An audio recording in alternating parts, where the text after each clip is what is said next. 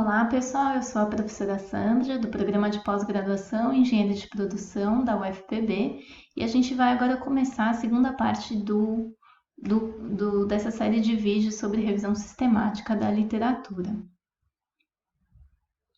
A gente vai, nesse vídeo, falar um pouquinho aqui da estatística descritiva da amostra que a gente definiu na etapa anterior. Antes de a gente realmente ir para essa parte de estatística descritiva, a gente precisa garantir que a amostra que a gente tem é uma amostra limpa, ou seja, ela contém os artigos que fazem sentido, que estão ali representando a literatura que a gente quer estudar. E para isso a gente precisa ter critérios muito explícitos de inclusão e de exclusão, sendo que a leitura de títulos e resumos e às vezes até os documentos na íntegra é realmente necessário, porque às vezes o artigo contém aquela palavra de busca que você colocou, mas não é o assunto principal ou usa aquele termo com outro significado. Então, para isso a gente precisa limpar e entender melhor essa amostra que a gente tirou do banco de dados. Então, esse daqui é o banco de dados que eu tirei do Web of Science no vídeo anterior.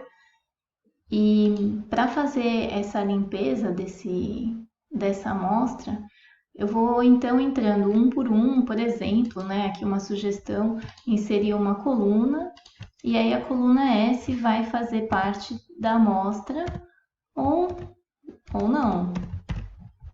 Então, aí eu vou analisando artigo por artigo. Esse título, ele faz sentido? Sim, não. E aí eu vou analisando artigo por artigo. Esse faz, esse não, esse sim, esse não. E no final eu vou filtrar só os artigos que fazem sentido. E essa aqui vai ser a minha amostra final.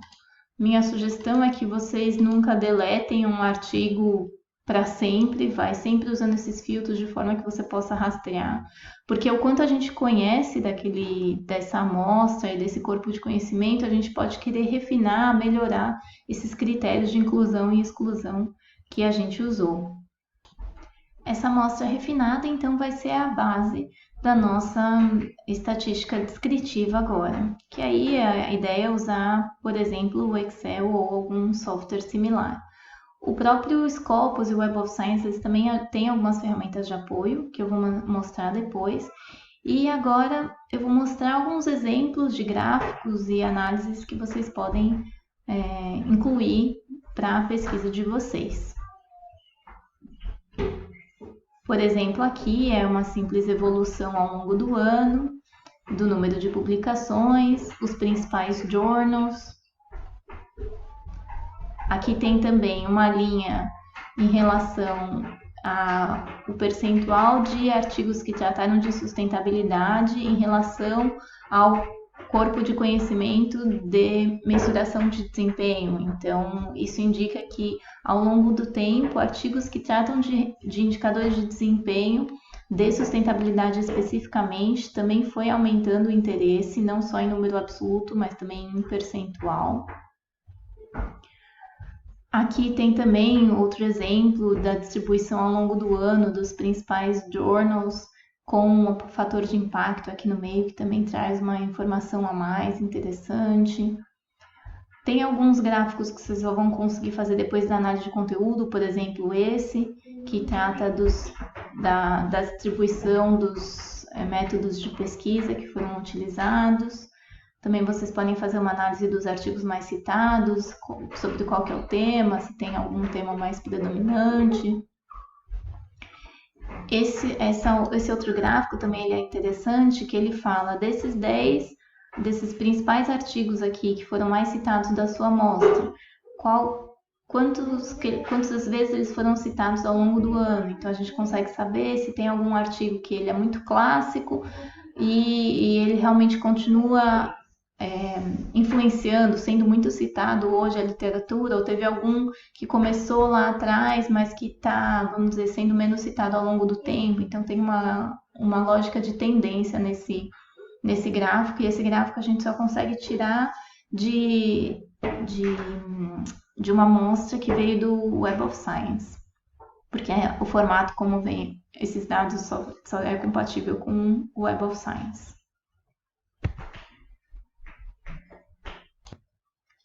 Então, agora a gente está aqui no Scopus, e no Scopus, naquela mesma amostra do vídeo anterior, a gente pode clicar aqui em analisar resultados da pesquisa.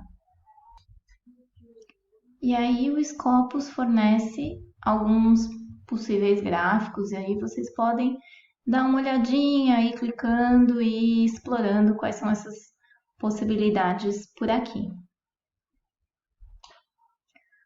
No Web of Science também, então aqui está a amostra, a gente pode clicar aqui em analisar resultados,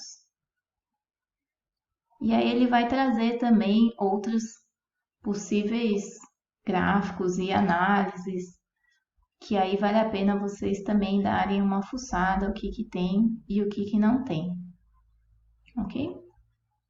Então, o que eu também falei do Web of Science é que ele permite fazer essa criação de relatório de citações. Então, eu consigo saber dos